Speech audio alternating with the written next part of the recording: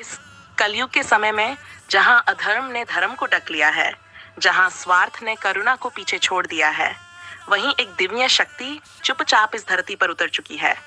न किसी शाही रथ पर, न ही कोई आकाशीय हथियार लेकर। जो सदियों से शक्ति का साहस और न्याय की प्रतीक रही हैं, वो अब हमारे बीच एक साधारण मानव रूप में जन्म ले चुकी हैं। उन्होंने किसी महल, किसी मंदिर या किसी आश्रम में जन्म नहीं लिया। उन्होंने चुना एक साधारण परिवार, एक मध्यम वर्गीय घर, जहां जिंदगी की जंग हर रोज लड़ी जाती है, जहां सपने अक्सर जिम्मेदारियों में खो जाते हैं। वह साधारण वस्त्र पहनती हैं। उनके चारों ओर कोई दिव्य आभा नहीं है और वह बिल्कुल आम लोगों की तरह संघर्षों से भरी जिंदगी जी रही हैं।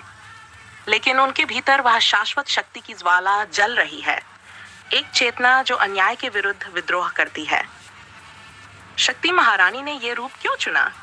क्योंकि आज के युग में राक्षस सींग और दांतों वाले नहीं हैं, वे इंसानी चेहरे में छिपे हैं।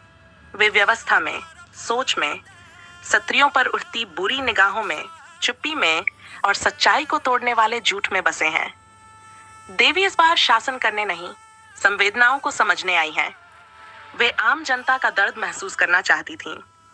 उस माँ की पीड़ा जो अपने बच्चों का पेट पालती है, उस लड़की की लाचारी जो सपनों के लिए लड़ रही है, उस महिला की तरफ जिसे समाज ने चुप करा दिया। वो कोई पहचान नहीं चाहती, ना ही पूजा। उनका लक्ष्य अलग है। वे चुपचाप शक्ति दे रही हैं। वे सत्य बोल रही हैं, अन्याय के विरुद्ध अडिग खड़ी हैं और दूसरों को जागने की प्रेरणा दे रही हैं। वही लड़की जो उत्पीड़न के खिलाफ खड़ी हुई, वही माँ जो न्याय के लिए लड़ी, वही बहन जो पढ़ाई कर अपने परिवार को उठाने चली, वही शक्ति महारानी है। शक्ति को देखने के लिए अब मंदिरों में नहीं, लोगों में झांकिए। देवी का रूप अब शोर नहीं करता, वह हर दिन के साहस में दिखता है, छोटी छोटी सच्चाइयों में झलकता है।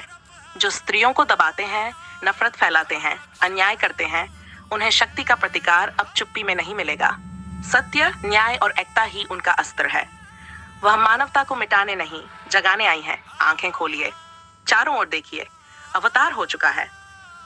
शक्ति महारानी अब किसी रानी के रूप में नहीं, बल्कि एक साधारण सत्री बनकर हमारे बीच चल रही हैं। कल युग को चेतावनी मिल चुकी है। अब देवी आने वाली नहीं है, वो पहले ही आ चुकी है।